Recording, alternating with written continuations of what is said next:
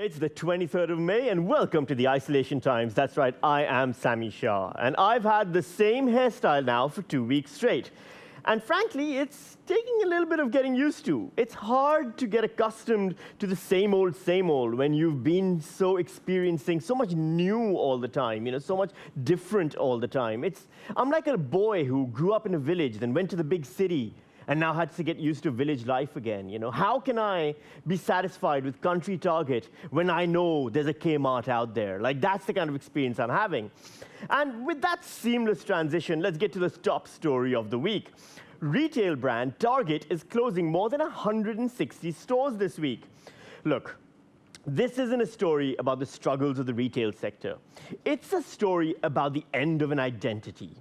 It's a complex world out there, and finding ways of classifying each other, it's something we all depend on. We need a shorthand, and ideologies, personal preferences, these are shorthands we use to know where the other person stands. Are you a conservative or a liberal? Are you a vegetarian or a carnivore? Are you a pineapple on pizza person or a purist? Are you a Target or a Kmart?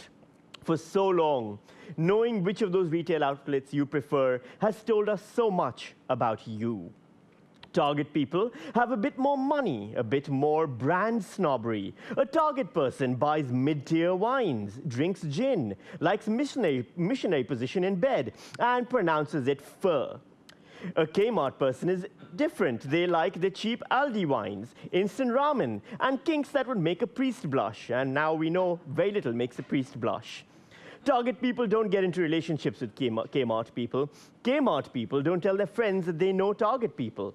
If at the start of a date you disclose whether you're a Target or Kmart person, you'll know whether there's a future here for a second date or a divorce 10 years later, in which you look at each other and go, I don't know how we lasted this long. Now, if you take the fridge, I'll take the TV. That got really specific. But now, with the closure of the Targets, with many of them being rebranded as Kmarts, it seems one side has won the war. And while every war's conclusion is to be celebrated, we must consider at what price has peace been attained. After all, will those Target people now come to Kmart? How will they acclimate to this new world? I'm telling you, this is like the Treaty of Versailles all over again. This, people, is how we got Hitler. Do you want Target Hitler? Because you will get Target Hitler if you're not careful. Sorry. Target CEO has said they will look to, quote, increase awareness of our online business.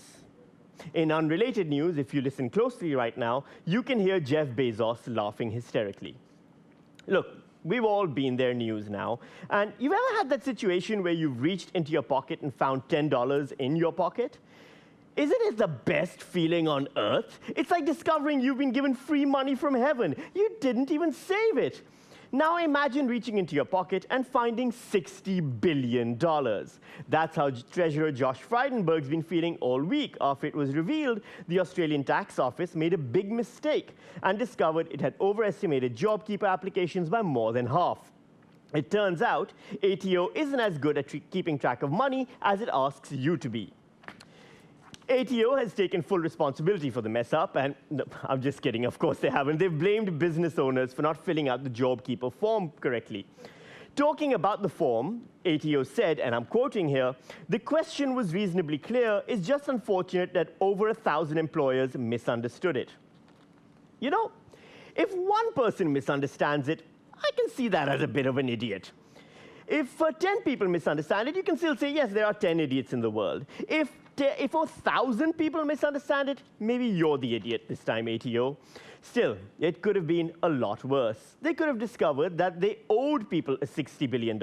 Instead, we now have extra money, more than we thought we did, which is a great problem to have. I imagine. I've literally never had that problem in my entire life. So, will the government go out and buy itself some fancy new clothes? Maybe that new iPad Pro that's been available. What about treating itself to an Uber Eats meal? Because instead of grudgingly working its way through all of that pasta it bought before isolation began, and now feels like if it has another bowl of pasta it's going to cry, it deserves a treat. Well, Treasurer Josh Frydenberg has pointed out this isn't extra money. Much like the cash you found in your pocket, it's actually money we already had, and spending it recklessly is, well, reckless, which is very responsible of him and not fun at all. Meanwhile, opposition leader Anthony Albanese has criticized the government by saying this is a government that couldn't run a bath, which underestimates just how hard it is to run a bath properly. It's not as easy as it looks, you know. It takes ages to get the temperature just right. Too hot, and you sear your taint. Too cold, and you freeze your taint. The right temperature for the taint is very important. I take my taint very seriously. I also really like saying the word taint. Taint. In Is That a UFO News Now, a blazing ball of fire moved across Victoria's night sky on Friday. Now, experts say it was probably a piece of space junk burning up as it enters the atmosphere. But it's like they haven't been paying attention at all. In the last few months, we have had plagues, pestilence, and natural disasters. I know a goddamn occult omen when I see it, all right? That wasn't space junk. That was a sign portending the arrival of the elder space gods, okay? Demons will rise from the deep and devour our souls. The end times are upon us. Don't worry, though. I have a cult which can save us.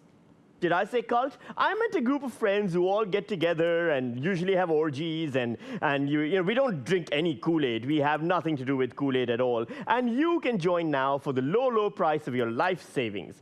All hail Cthulhu. And finally, on a more personal note, yesterday a plane crashed over a residential area in Karachi, the city I was born and grew up in, killing 97 people.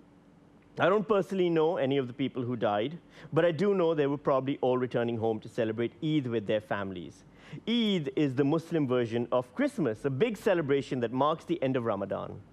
Families get together, everyone eats and enjoys each other's company, and for 97 people, that joy and celebration is no longer going to happen. And for those that love them, it is a time marked with grief instead.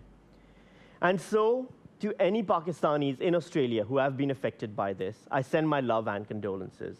It's been a hard few months, and this just makes it harder, which is why it's worth taking the time to enjoy the special moments of celebration we still get to have. So to everyone still watching, and to everyone who has that in their heart still, Eid Mubarak. To all of you, Eid Mubarak.